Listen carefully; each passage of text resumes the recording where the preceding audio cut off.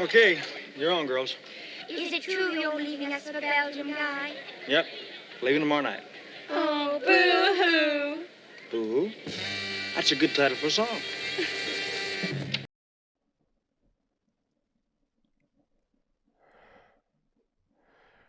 That was one of only a couple of scenes that I remembered about Double Trouble before I saw it again recently.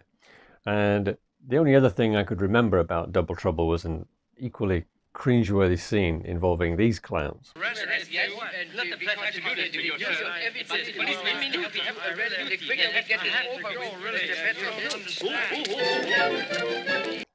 However, I bought quite a few Elvis DVDs recently, and one of them was, you guessed it, Double Trouble. And I watched it for the first time in many a year, and I was pleasantly surprised. As most of you know, it was released in 1967, and neither the film nor the album were particularly successful. And it was getting towards the end of Elvis's movie career. Even today, the movie is not especially highly regarded.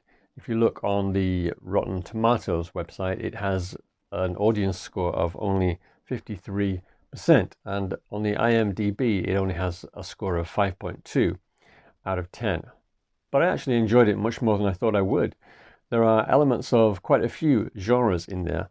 There's a bit of suspense, there's romance, and of course music. And much of the music works well in the context of the film. For instance, the production number, I Love Only One Girl, is not a song that I particularly enjoy listening to on the album, but in the movie it works quite well, done as a production number on the streets of Belgium during a festival.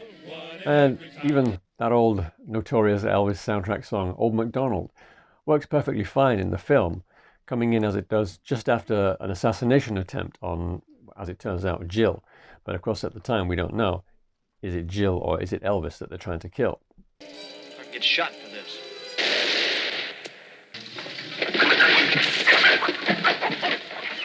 They're just saying good morning. All right already. Good morning. Good morning. Oh, good morning. But for me, it's the humor in the movie that is the best part of it. I actually found it genuinely funny in several scenes, and we're going to go through those funny moments in the movie in this video.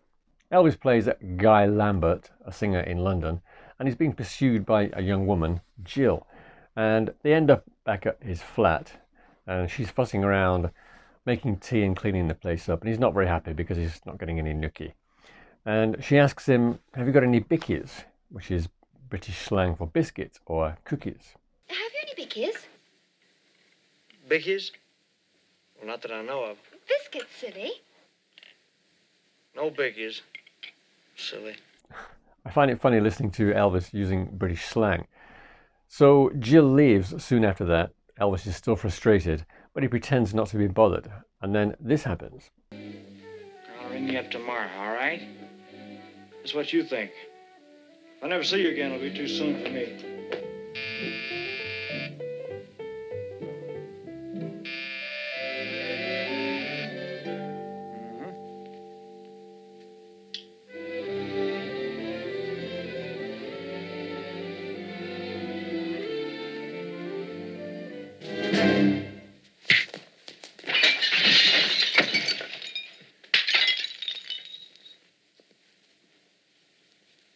B6, I do believe I've made a mistake. Ah, well, from the looks of him, he probably deserved it anyway. Just as he's coming around, Guy gets a call from Uncle Gerald, who is Jill's guardian. And Uncle Gerald invites Guy to his home. And while Guy is at his home, he's looking at a very expensive painting on the wall.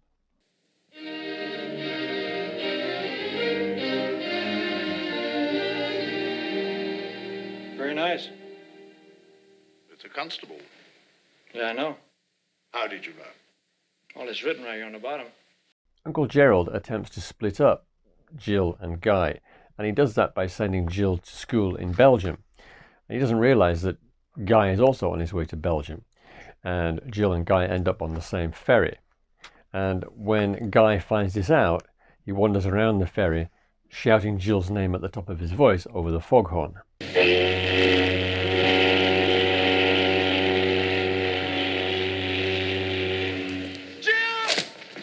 Those two men turn out to be part of the subplot, and they're very funny throughout the film. Casual, Arthur. Casual. Something funny also happens during one of Elvis's performances.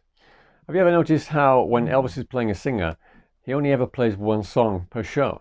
He has the easiest gigs of all time.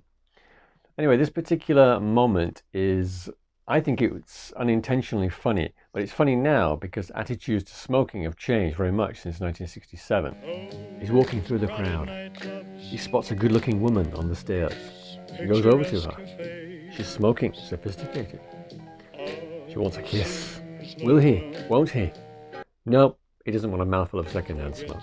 Now, the two men that Guy surprised on the ferry turn out to be diamond smugglers, and they hide the gems in Guy's suitcase. And naturally, when they all arrive in Belgium, they try to look for him. Can you see him? Can I see him, you great steaming nit? Disappeared in the thin air. That's such a great visual gag and a great audio match with the scream and the trombone. Anyway, we soon learn that someone is trying to kill Jill, and so they're trying to escape by ship.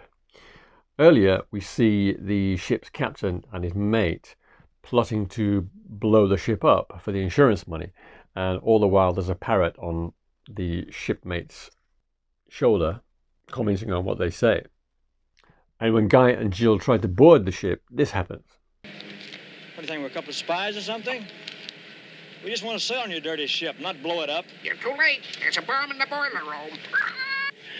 So Guy and Jill are unable to escape, and Guy later gets involved in a car chase as he attempts to save Jill's life.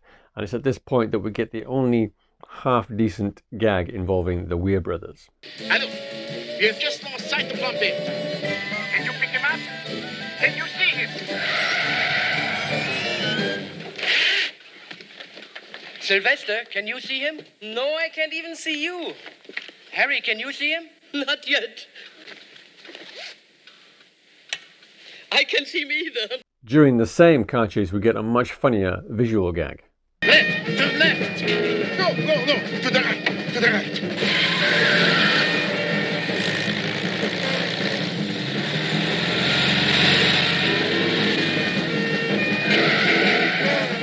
Finally, there's a little gentle humour at the end.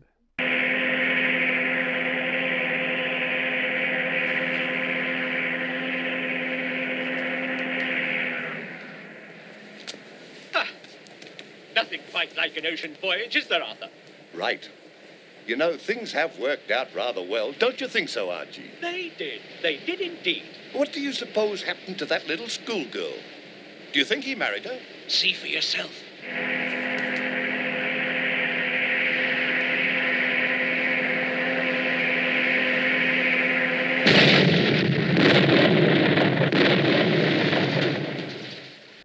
Naturally, the bad guys had to get their comeuppance, but I'd have preferred it if they'd had Guy slip an engagement ring on Jill's finger and then say, I wonder what happened to the diamond smugglers, and then done this. You know, things have worked out rather well. Don't you think so, Archie? They did. They did indeed.